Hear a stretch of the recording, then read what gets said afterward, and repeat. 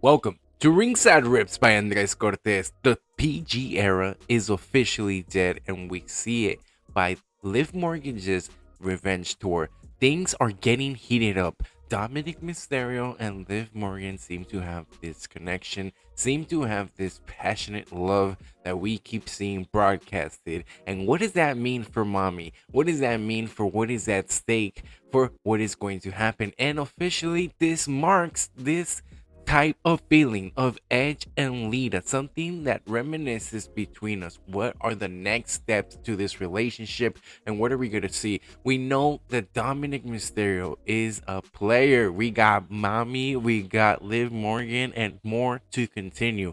Now, Dominik Mysterio hasn't really accomplished a lot in the WWE, and if anything, we can hardly wait to see him break away. But who also is involved in this mysterious love triangle? We also, other than mommy, see Finn Balor. He keeps getting involved, and we keep seeing something that might be interesting, as something might spark and separate the Judgment Day. But let's not separate them too quickly, as they are one of the most interesting aspects and fractions of the WWE so far. Seeing that we have the bloodline dying out, Solo Sokoa not being able to be the main guy, and damage control is already set and concluded. We keep on seeing less and less of them. So Dominic Mysterio and Liv Morgan have to continue to carry this out, and we continue to see that the PG era is on the ends, and with the brisk and what they are going to continue to do. The hotel key mystery. We might have seen Finn Balor keep the key, and that just continues to brew up the storyline. Will Finn Balor try to put an end to this mysterious love, or will he get sucked into Liv Morgan's competitiveness in controlling in her revenge tour and taking over the revenge and the Judgment Day? Now, Damien Priest, he doesn't seem to get rattled. He is losing his mind because he might be losing his title. Yes, it's been a clear title reign for the archery, but this guy, he seems to be losing that title to Drew McIntyre just because it's Drew McIntyre. I mean, he is ready to be the champion. He deserves it. The fans are behind him. His promos are great. Yes, Damien Priest is part of the Judgment Day. Yes, we've seen him day in, day out, put in the work. We've seen him deserve his recognition, but it just seems to me that it time is over. And if anything, right at hometown, Drew McIntyre is gonna win that championship. Finally, get that recognition he's always wanted. Finally, get that feeling of being approved, of being appraised, and what is going to happen. Yes, the storyline is gonna continue to brew up. We're going to see CM Punk maybe make a surprise appearance and cost Damien Priest, cost Drew McIntyre, cost one of these gentlemen these opportunity for that title, or even though ask already for them to be the challenger, because we know what is going to happen next. Now, in NXT, we got to see the continuation of what we already know. Kalani Jones won that North American Women's Championship, and we can only congratulate her. But it seems to me that the creative board is trying to see who is going to be that number one contender. So let's take our seats. Let's see what happens, because will Kalani Jones have a successful title reign?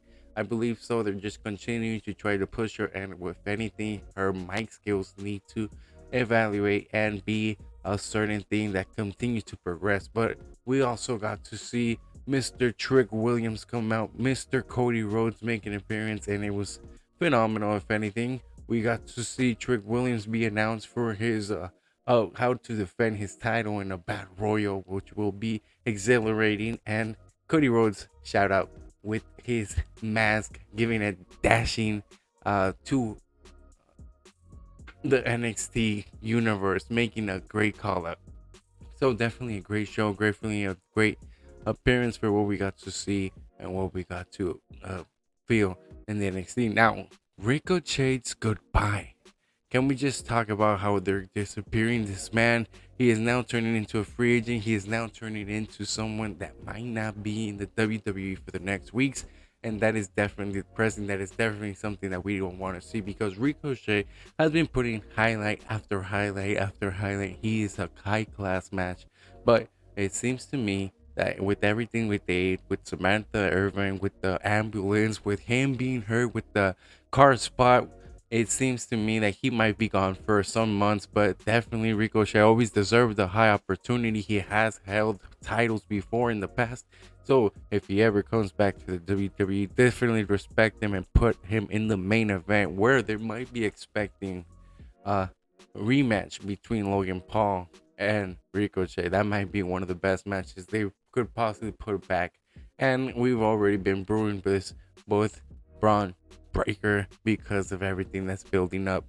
Elijah Dragunov and what he might be considered, and definitely he has all these storylines already cooking. So this time off for fans, for people, or it's just gonna be a time off for him to reestablish himself as a main eventer, for him to be reimagined as the person that can be the contender for Cody Rhodes or for someone that can be in the main event scene. But right now he has been pushed too hard down the card and is now being considered the main event guy. So Ricochet, I wish you well in your endeavors, in wherever you go. If you go to AEW, if you stay in WWE and just renegotiate that contract, definitely we will see a new side of Ricochet. And that is going to be exciting to see because he has always put in the great matches. He has always deserved to put in every single aspect.